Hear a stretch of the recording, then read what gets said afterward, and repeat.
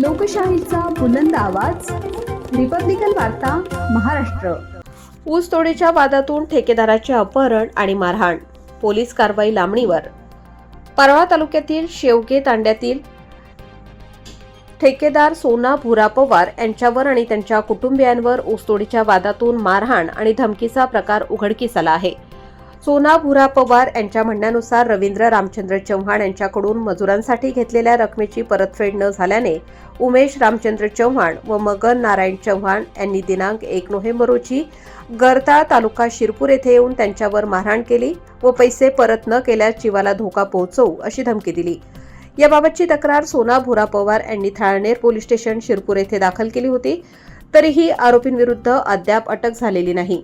सोना भुरा पवार यांचे रवींद्र रामचंद्र चव्हाण यांनी अपहरण करून अज्ञातस्थळी त्यांना ठेवले आहे। त्यांच्या कुटुंबियांनी पोलिसांकडे धाव घेतली असता पोलीस या संदर्भात कारवाई करण्यास टाळाटाळ करत आहेत, म्हणून त्यांच्या कुटुंबियांनी प्रसारमाध्यमांकडे आपले दुखणे मांडले असून पोलीस प्रशासनाकडून तातडीने न्याय मिळावा अशी मागणी केली आहे।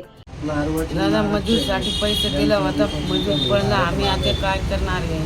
मजूर पैसे दे तवे आम्ही पैसे देणार,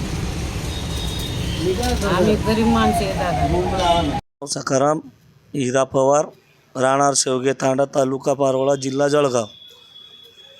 मी असा माझा चुलत भाऊ आहे, असा प्रकार घडल्यावर मला माहीत पडल्यावर आमची वाळू सरकली पायाखालची। आम्ही धावपळ करून तिथं पोचलो, पोलीस स्टेशनात गेलो।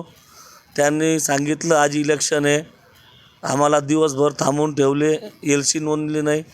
परत सकाळी बोलवले, परत गेले आम्ही, परत पण आम्ही दिवसभर थांबले। आम्हाला सांगितले आमच्या हद्दीत नाही, असं नाही तसं नाही, आम्हाला शिरपूरमध्ये पाठवले।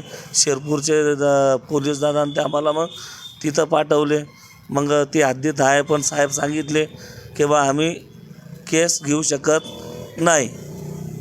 नाव काय? सोना भुरा पवार। आणि प्रकार कशामुळे प्रकार ते पैशामुळे घडला त्यांचं। ते मजूर बांधायसाठी यांना पैसे दिले होते, सोना भुराला 7 लाख रुपये काय दिले होते। काय व्याजाने दिले होते? नाही, मजूर बांधायसाठी। तू मजूर बांध बा, कमिशन त्याला मिळणार होती। हा मजूर बांधला, मजूर गेले पळून, हा एकटा याला घेऊन गेले उचलून। हो, आम्ही पोलीस स्टेशनला फार हातपाय जोडून प्रयत्न केलो, पण काय आमचा ऐकायला तयार नाही। Thalner police station. ते काय गावाचं नाव माहीत नाही, आम्ही जिल्हा काय ते धुळे जिल्हा, धुळे जिल्हा, तालुका शिरपूर। आमची अशी मागणी आहे, आमचा माणूस त्यांच्याजवळ नोटरी केली, हे चेक पण घेतला आहे, त्यांनी कायदेशीर करावा। असा उचलून बेकायदेशीर गुन्हा हातात घ्यावा नाही। आणि जर काय झालं भावाला तर जबाबदार ते राहतील। त्यांचं काय नाव? त्यांचं नाव रवींद्र रामचंद्र चव्हाण, उमेश रामचंद्र चव्हाण। आणि एक मुलगा त्यांना नातेवाईकांना माहीत पडला, शिवतांडाचा मुलगा आहे रवी म्हणून, असा फंटर सांगतात म्हणे त्याला।